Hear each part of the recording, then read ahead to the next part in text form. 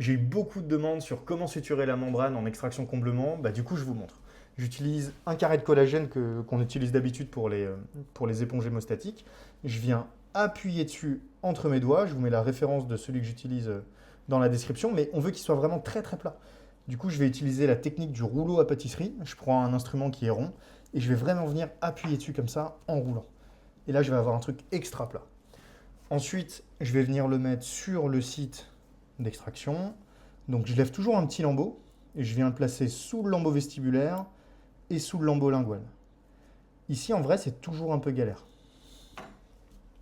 Une fois que c'est fait, vous allez voir que ça s'imbibe. Alors, il ne faut pas faire ça, hein, ça s'imbibe de sang. Donc là, je le fais pour que vous voyez qu'en fait, ça gonfle un petit peu. Vous voyez, instantanément. Et du coup, ben, mine de rien, ça devient un peu galère, quoi. Donc, il ne faut pas traîner. On va prendre notre castro. Moi, j'adore les castros courbés.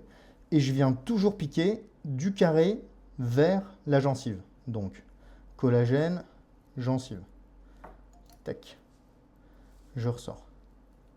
Donc, je commence en mésial. Si je fais l'inverse, en fait, ce qui va se passer, c'est que je risque d'arracher le collagène du site d'extraction. Ensuite, je vais à l'opposé pour vraiment tirer en croix, quoi. Membrane, gencive. Hop. Ensuite, je vais en face. Et toujours, hein, ça doit être un mantra, membrane, gencive. Donc ce qui est trop bien avec cette suture, c'est qu'on va voir qu'au final, on va faire qu'un seul point. L'idée, c'est juste de passer plusieurs fois dans les berges, mais à la fin, on fait qu'un seul point. Tac, on va passer une dernière fois en croix, donc cette fois-ci en mésial, membrane, gencive. Est-ce que je l'ai bien chopé? Oui.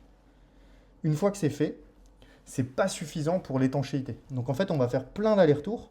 À chaque fois, membrane, gencive, membrane, gencive. Et en fait, vous faites toutes les berges de mésial à distal. Membrane, gencive. Ici, comme je sais que vous avez certainement autre chose à foutre, je ne vais pas le faire en entier, mais je le fais que 2 passages. Je dirais que moi, dans la vraie vie, je vais faire au moins 5-6 passages en plus. Tac. Et je fais tout le long de la berge. Une fois que c'est fait, le plus important, c'est de revenir en mésial, membrane, gencive, juste à côté du premier point.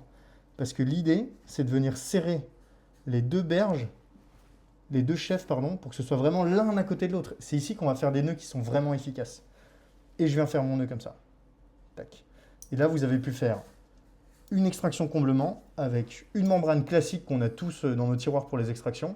Et vous avez quelque chose qui est parfaitement étanche et qui est largement suffisant. Allez, ciao!